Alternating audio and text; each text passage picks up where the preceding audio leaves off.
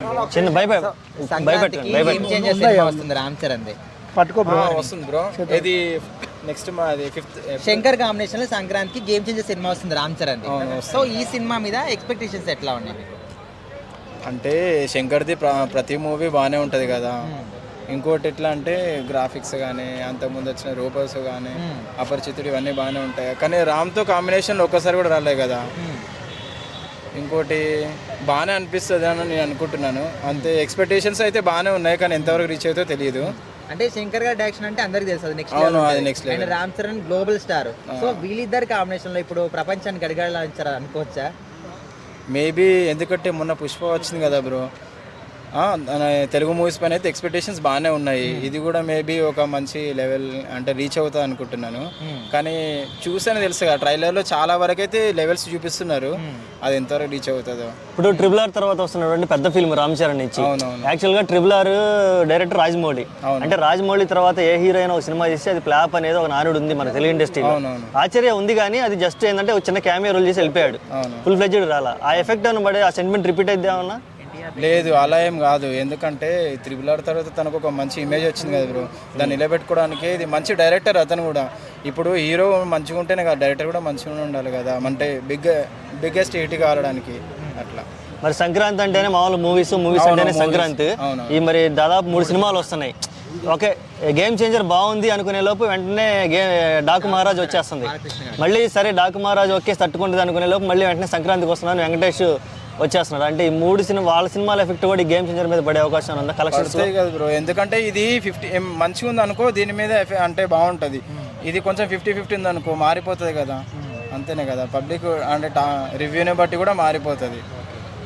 Okay, ఏం expect చేస్తున్నావు game చేంజర్లో? అంత పొలిటికల్ డ్రామా కదా, మరి ఇప్పుడున్న సిచ్యువేషన్లో ఈ పొలిటికల్ డ్రామా ఏమన్నా ప్రజలకు ఎక్కే అవకాశం ఉందంటావా?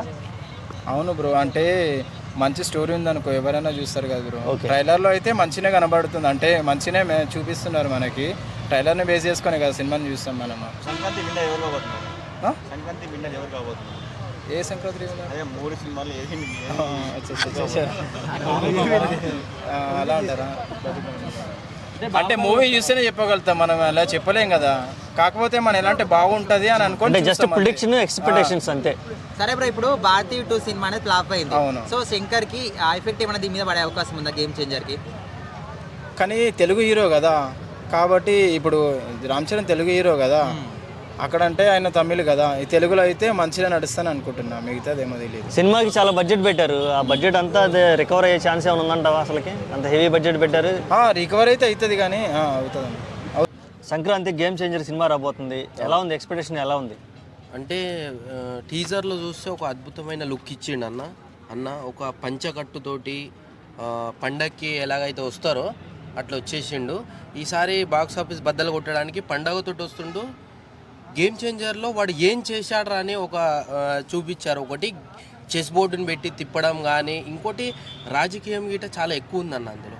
అంటే ఫ్లైట్ కానీ హెలికాప్టర్లో దిగుతున్నాం కానీ ఫైటింగ్ కానీ ఒక లుక్ తోటి వచ్చిండు. ఇంకా గేమ్ చేంజర్లో ఒక రాజకీయం ఎట్లయితే చేస్తారో అట్లా పైకి తీసుకొచ్చిండు తెర మీద. చాలా బాగుంది. పంచకట్టుతో పండగకి రావడం, ఇట్లాంటి మూవీ రావడం చాలా ఆనందం ఉంది అన్న. రెండు గెటప్లు చేశారు, రెండిట్లో ఒకటేమో తండ్రి పాత్ర, ఒకటేమో కొడుకు పాత్ర. ఫస్ట్ టైం రామ్ చరణ్ గారు చేశారు. అంటే రామ్ చరణ్ గారిని ఒక తండ్రి పాత్రలో చూడటం అనేది చాలా మందికి ఎక్స్పీరియన్స్. ఆయన కూడా కొత్తగా ఉందని చెప్పాడు. అవును, మా గిట్ట చాలా కొత్తగా అనిపించింది. అంటే ఆ పంచకట్టు చూడంగానే నిజంగా అసలు ఫీజులు ఎగిరిపోయినాయి నాకు.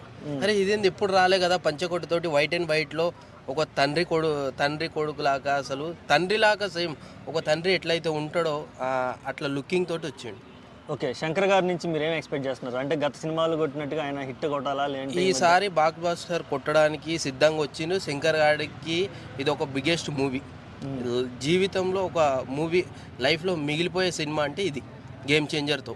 ఓకే, RRR తర్వాత ఫుల్ లెంత్ మూవీ అంటే ఇదే వస్తుంది. ఇదే వస్తుంది. మరి యాక్చువల్గా చెప్పాలంటే రాజమౌళి తర్వాత వస్తున్నటువంటి ఫుల్ లెంత్ మూవీ అని చెప్పాలి రామ్ చరణ్ కూడా. అవును, సెంటిమెంట్ రిపీట్ అయ్యి ఏమన్నా దెబ్బ కొట్టే అవకాశం లేదు బ్రదర్. ఇక్కడ ఏంటంటే రాజమౌళి అన్న దగ్గర సినిమా తీసిన తర్వాత ఏదైనా ఫ్లాప్ పడుతుంది అంటారు, కానీ ఇప్పుడు అవన్నీ మూఢనమ్మకాలు ఇప్పుడు బంద్ చేసుకోవాలి.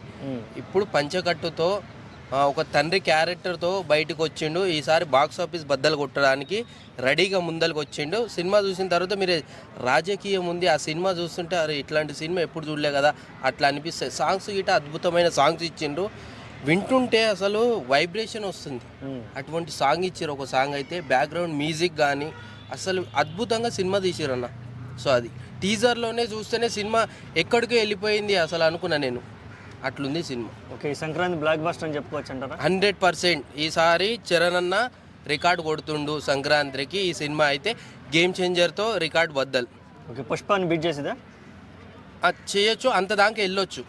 అంటే సినిమా అట్లుంది, అంటే రాజకీయం గిట అట్లా పర్టికులర్గా రాజకీయ డైలాగ్లు రాజకీయం కొద్దిగా ఉంది కదా, అది గేమ్ చేంజర్ అని పెట్టారు.